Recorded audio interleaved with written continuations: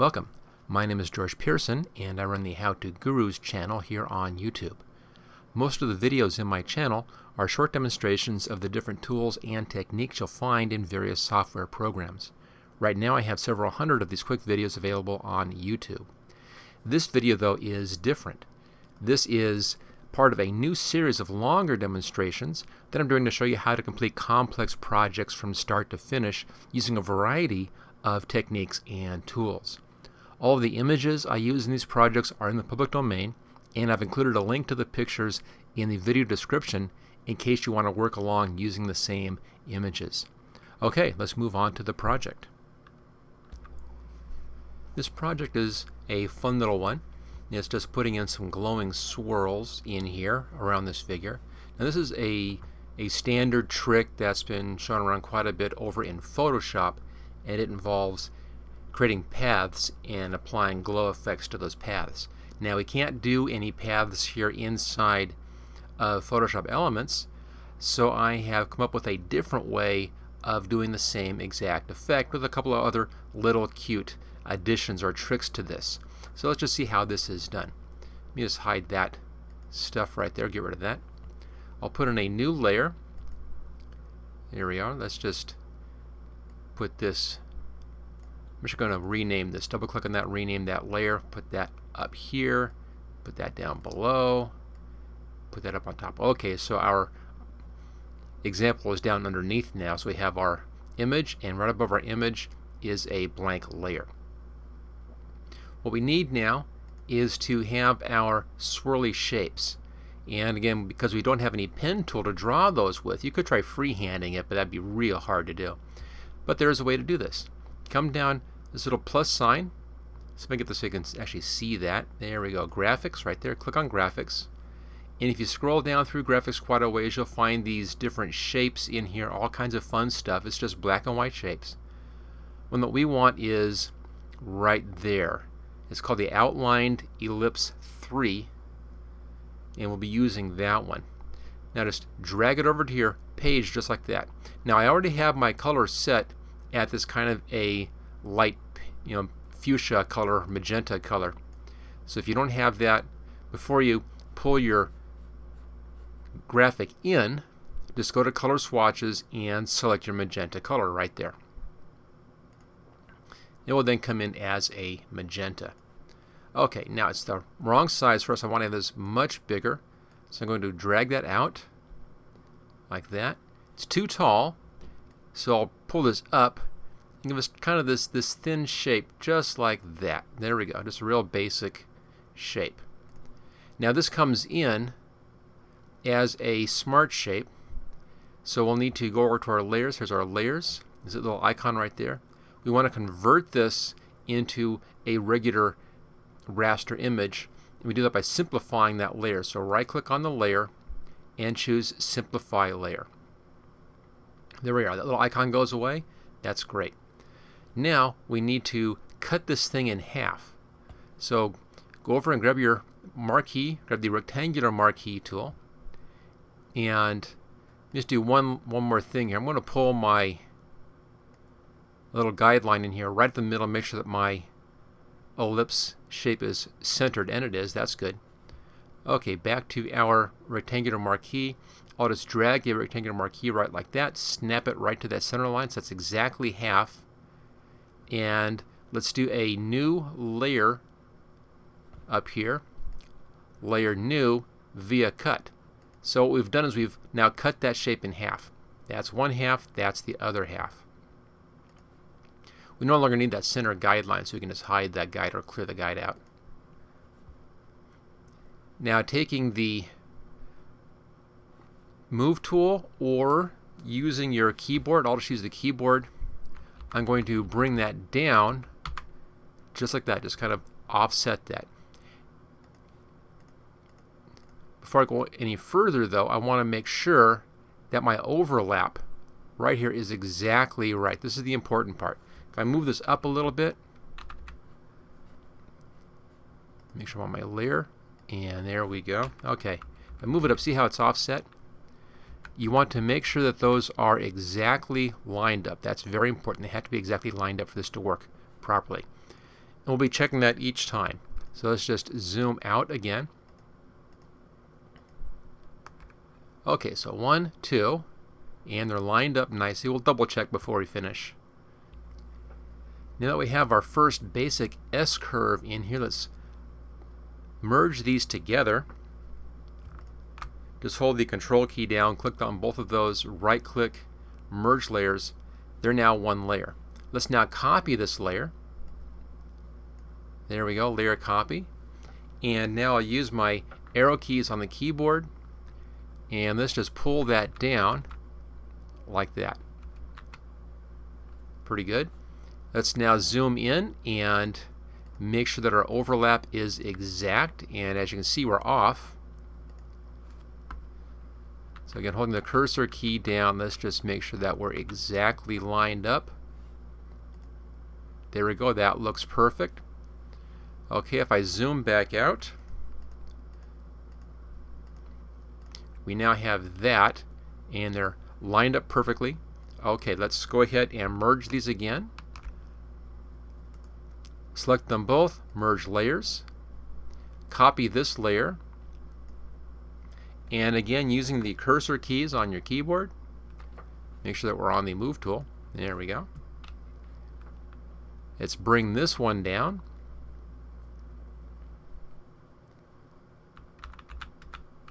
Just like that. Let's zoom in on this and make sure that our overlap is exactly right. Looks like it is.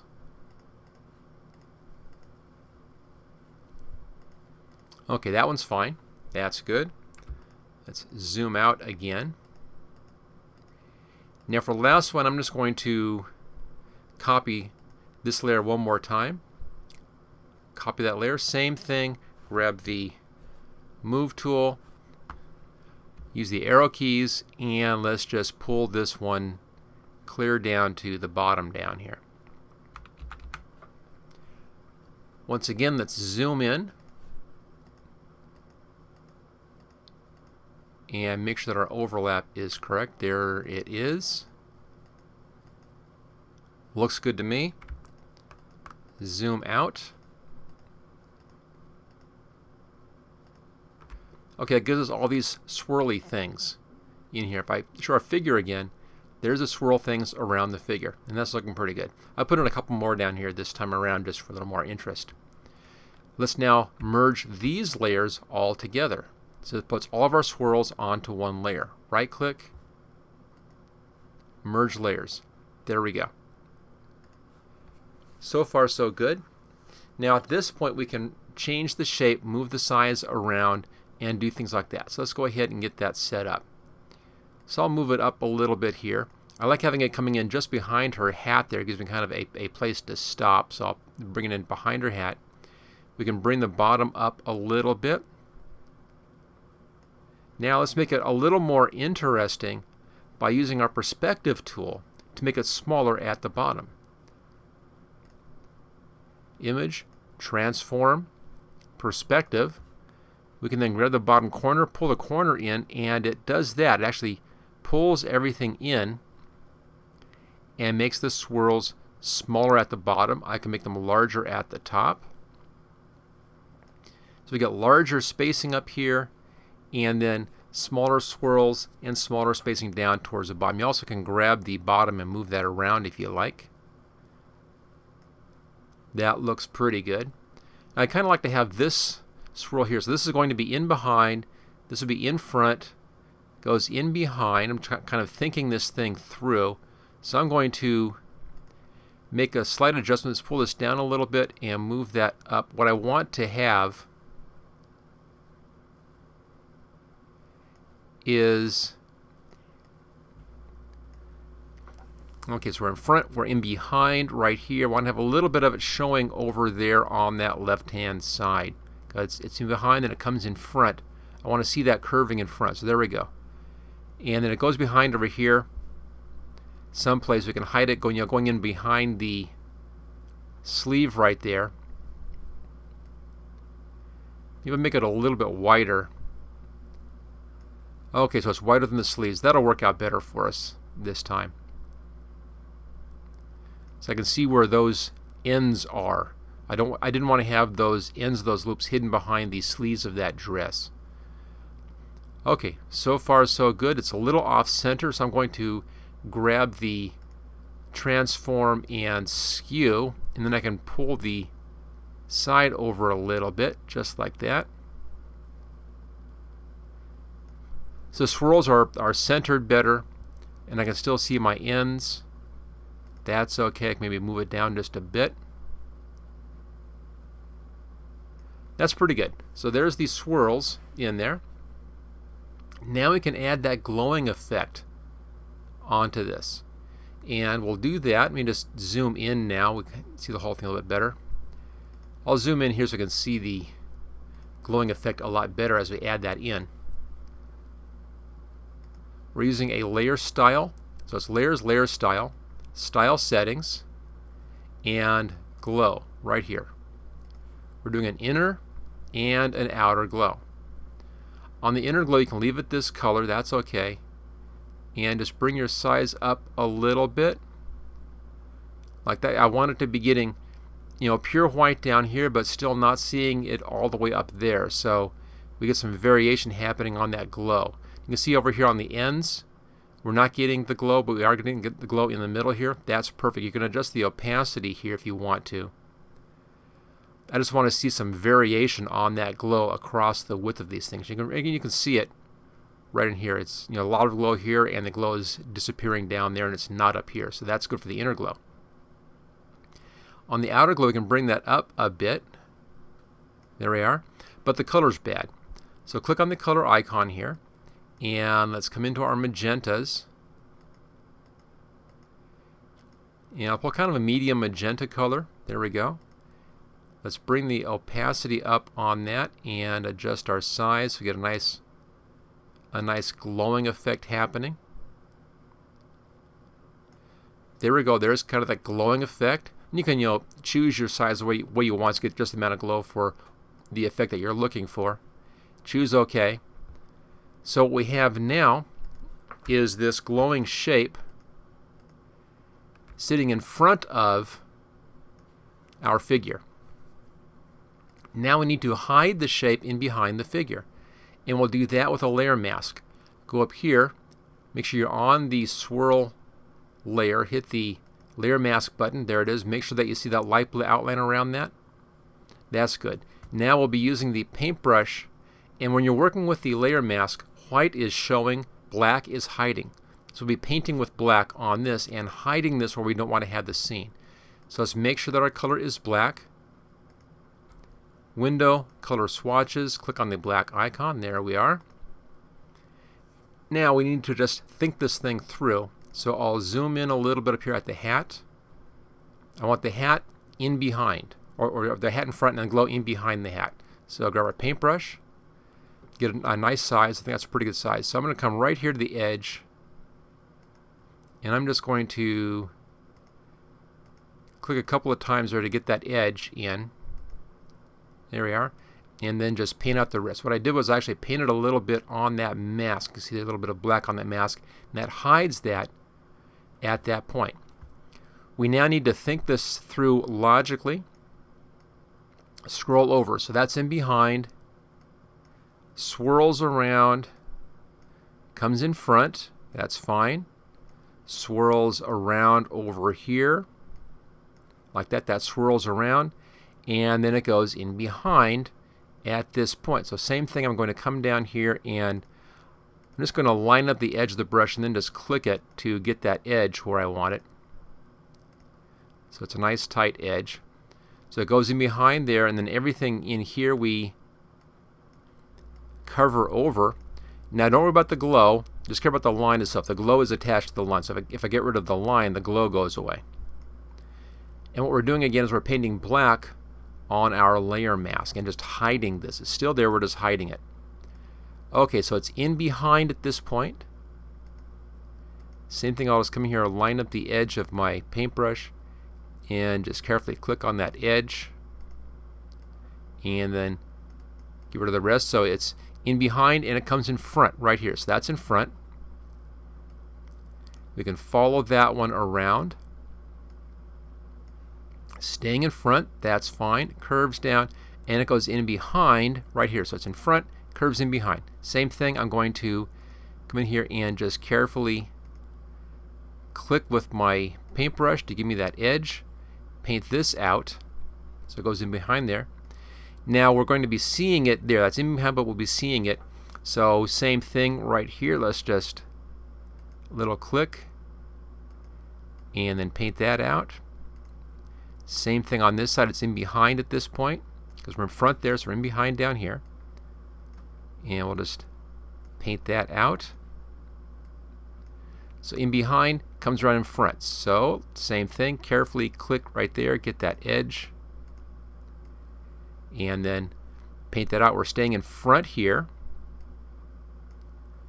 That's all good. We're swirling around there, coming down, and we're going in behind right here. So once again, I'll line up my paintbrush, just kind of click on that edge right there, and then get rid of the middle part.